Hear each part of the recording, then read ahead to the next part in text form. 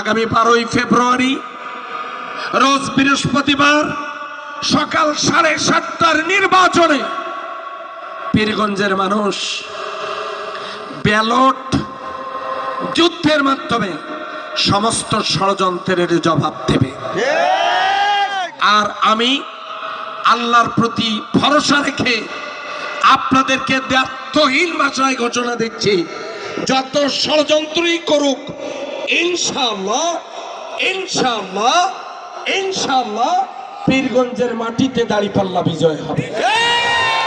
দাঁড়িপাল্লা বিজয় হবে। কারা কারা মনে করেন দুহাত তুলে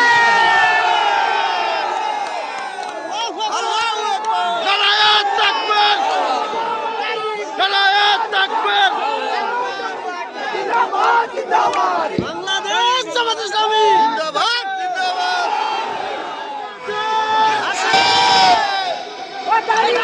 হাত নামান, হাত নামান।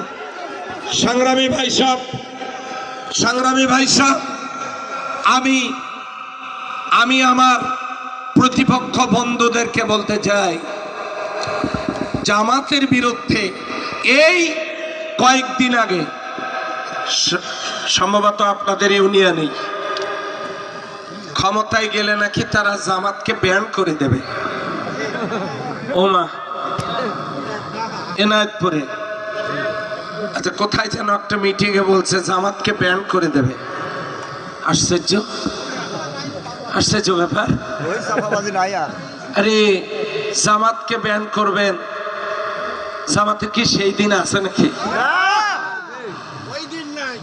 তো এই সমস্ত কথা বলে আমি বলছি আমরা কাউকে ব্যান করব না। আমি যদি এমপি হই, আমি বিএনপির এমপি হব, আওয়ামী লীগের এমপি হব, জাতীয় পার্টির এমপি হব, জামাত ইসলামীর এমপি হব, আমি মুসলমানদের এমপি হব, আমি হিন্দু বৌদ্ধ খ্রিস্টান উপজাতির এমপি হব, আমি পুরুষের এমপি হব, আমি নারীদের এমপি হব। আমার তো কোনো কৃপণতা নাই, আপনি হনে নাই, তাতে আপনি ব্যান করবেন।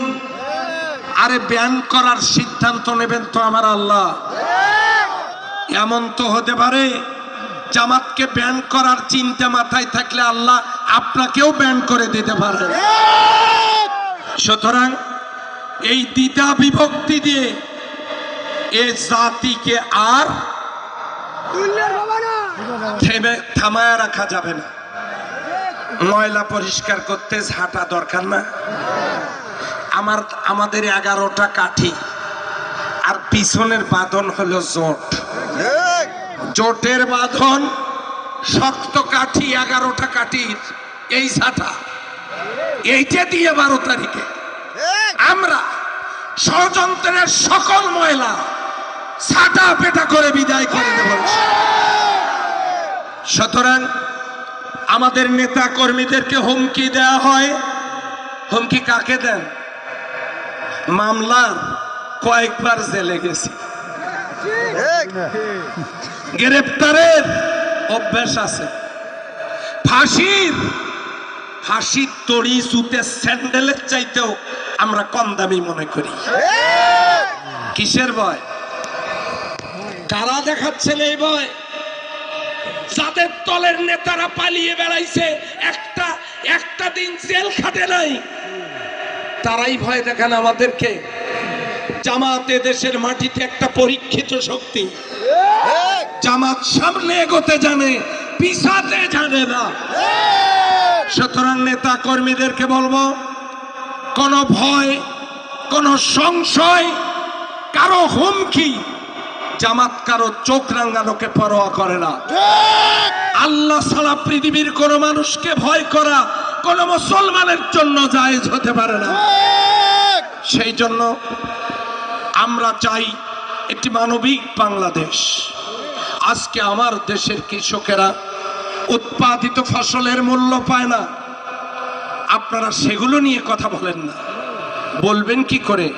আপনারা তো সারের জন্য গুলি করে মানুষ মারিয়েছেন। পীরগঞ্জে কয়লার খনি, লোহার খনি উত্তোলন করলে আমার পীরগঞ্জের একজন যুবকও বেকার থাকতো না। আপনারা তো ক্ষমতায় ছিলেন, এগুলো তোলার উদ্যোগ গ্রহণ করেন নাই। আপনারা একবারও কি চিন্তা করে দেখেছেন এই পীরগঞ্জের হাসপাতাল সহ বাংলাদেশের হাসপাতালগুলোতে গরিব মানুষের চিকিৎসা হয় না? ও তারা সরকারের দেওয়া ঔষধ পায় না, ডাক্তারদেরকে সময় মতো পায় না, রোগীদেরকে হাসপাতালে নিয়ে গেলেই বলে রংপুর নিয়ে যান। শুধু কি তাই, আমার দেশের কৃষকেরা কীটনাশক সারের কম মূল্য পায় না। 11 নম্বরের রাস্তাঘাটগুলো দিয়ে হাঁটলে মনে হয় 11 নম্বরে আদিম যুগের মানুষগুলো বসবাস করে।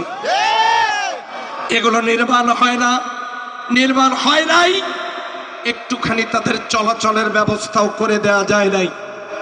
এই যে আপনাদের বামনির বিলের যে সমস্যাটা দীর্ঘদিন থেকে চলছে, এটার সমাধান হয় না। কার যেন গোপন সিন্ডিকেটের মাধ্যমে এই সমস্যা আটকে আছে। আল্লাহ যদি আমাকে কবুল করে, সিন্ডিকেটের সমস্ত নেটওয়ার্ক ছিঁড়ে ফেলবো ইনশাআল্লাহ। এই জন্য আজকে আমাদের এই পীরগঞ্জে আপনারা দেখুন অসংখ্য রাস্তা কাঁচা।